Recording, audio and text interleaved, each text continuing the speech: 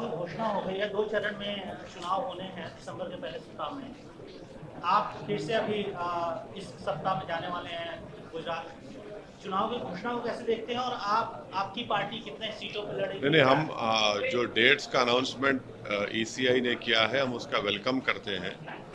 अब schedule ECI ने announce कर दिया है, तो हमारी पार्टी तो पहले से ही विधानसभा के चुनाव की तैयारी में लगी हुई थी।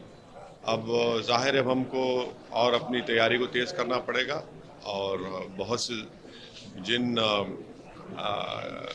कॉन्स्टिट्यूंसी से हमको अपने कैंडिडेट खड़ा करना है उस ताल्लुक से हमारे गुजरात के अध्यक्ष जनाब साबिर भाई साहब तय करेंगे।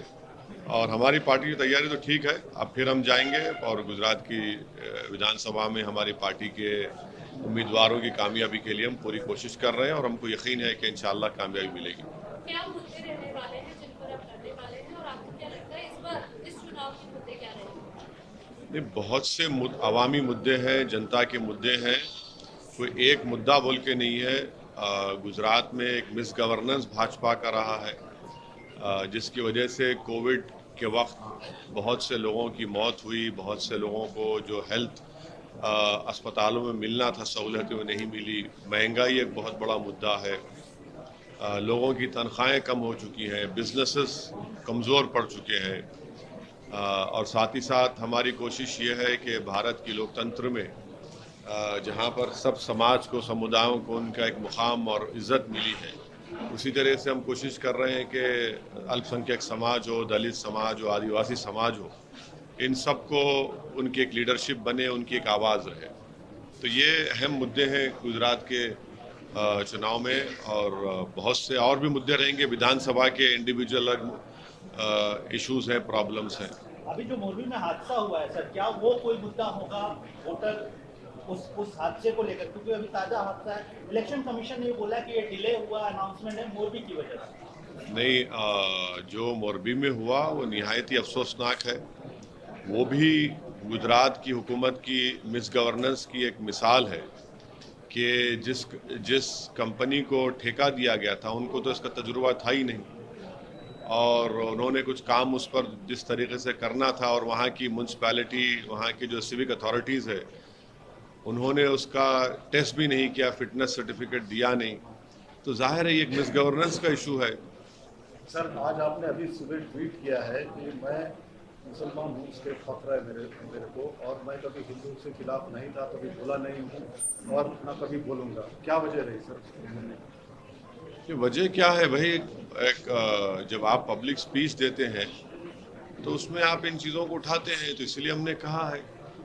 चुनाव आयोग जो घोषणा है, ये जो चुनाव की तारीखों की हुई है, उस पर कांग्रेस ने सीधे सीधे नहीं लेकिन इशारों इशारों में उनकी निष्पक्षता पर, चुनाव आयोग की निष्पक्षता पर सवाल खड़े किए हैं। आप भी एक पार्टी के प्रमुख हैं, आपको क्या क्या लगता है इसके ऊपर? देखिए, चुनाव आयोग ने जो डेट्स दी हैं हम उसका वेलकम करते हैं, और हमारी पूरी कोशिश यही होगी कि ये विधानसभा के चुनाव पुरअमन रहे, अच्छे तरीके से हो जाएं, और जनता को, गुजरात की, उनका पूरा मौका मिले, फ्री एंड फेयर इलेक्शन हो, हम उसकी उम्मीद करते हैं, और ये इलेक्शन कमीशन इसको कराना भी चाहिए। अब इससे बढ़कर मुझे कोई कहने की ज़रूरत नहीं है। सर, कल हमारे चैनल पे जेपी नड्डा, जो कि भारतीय जनता पार्टी के अध्यक्ष हैं, उन्होंने आपका नाम लेके काफ़ी सारी बातें कही कि आप सिर्फ मुस्लिम माइनॉरिटीज़ की राजनीति करते हैं, सिर्फ 20% की राजनीति करते हैं, और ये देखा गया है कि जो भी मोदी जी के स्कीम्स हैं उसका फ़ायदा, चाहे वो उज्ज्वला स्कीम हो या फिर इज्जत घर हो, सभी मुसलमानों को भी उसमें दिया गया है, सभी नीडी। तो मैं उनको ये कह रहा हूँ कि आप जब इतना बड़ा दावा कर रहे हैं तो आप एक लिस्ट दे दीजिए आप ही के चैनल को, उज्ज्वला में, घर की स्कीम में, बल्कि उससे बढ़कर मैं कह रहा हूँ जो प्रधानमंत्री के नाम से स्कीम है मिनिस्ट्री ऑफ माइनॉरिटी वेलफेयर में, जिसको MSDP का प्रोग्राम कहा जाता है, उत्तर प्रदेश में आपने मुस्लिम कॉन्सेंट्रेशन डिस्ट्रिक्ट्स में, ताल्लुकात में जहां पर जो पैसे दिए गए हैं कितना पैसा खर्चा हुआ है, प्रधानमंत्री आवास योजना में कितने अल्पसंख्यक समाज को घर मिले, वो आपको दे दें लिस्ट, ओवैसी को छोड़ दें, और वो ये देश को बता दें कि उनके एमपी ने दिल्ली में एक भाषण देकर कहा कि मुसलमानों का इकोनॉमिक बॉयकॉट होना चाहिए। उसके ऊपर अभी तक केस नहीं बुक हुआ। क्यों नहीं बुक हुआ केस? लेकिन कल उन्होंने सुनिए, केस नहीं बुक हुआ उनके ऊपर, इसीलिए सुप्रीम कोर्ट को ये कहना पड़ा कि सो मोटो एक्शन लो। सवाल असदुद्दीन ओवैसी नहीं है, सवाल देश का है। आप 80-20 की आप बात किसने की? आपका मुख्यमंत्री ने की। तो क्या आप 20 होना कोई गुनाह है इस देश में? ये तो भाजपा को बताना चाहिए। 20 होना कोई गुनाह है क्या?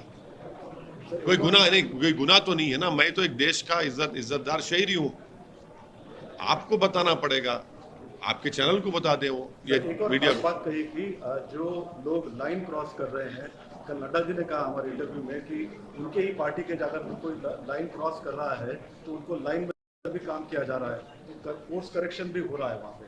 हाँ, हम सुप्रीम कोर्ट ने देखा ना, लोग गए थे। धर्म संसद आप ही के प्रदेशों में होता है। धर्म संसद में गालियां दी जाती हैं महात्मा गांधी को, उन्हीं के पार्टी के महिलाओं को, फिर मुसलमानों को। तो कोर्स करेक्शन कहाँ हो रहा है? उनका एमपी दिल्ली का इकोनॉमिक बाइकआउट की बात किया है। क्या क्या बोलते हैं, रोज कोई ना कोई बात आती है।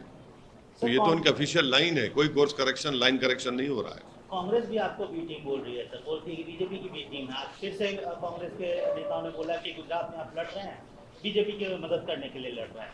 अभी हम क्या करने वाले हैं, अगर ये कांग्रेस, बीजेपी और दूसरी पार्टियां तैयार हो जाए तो हमारा इरादा ये है कि अहमदाबाद के रिवर फ्रंट पर हम अपने पार्टी के पैसों से इन लोगों को बिठाकर एक जो भी खर्चा होगा करेंगे, वो तय कर ले हम क्या हैं।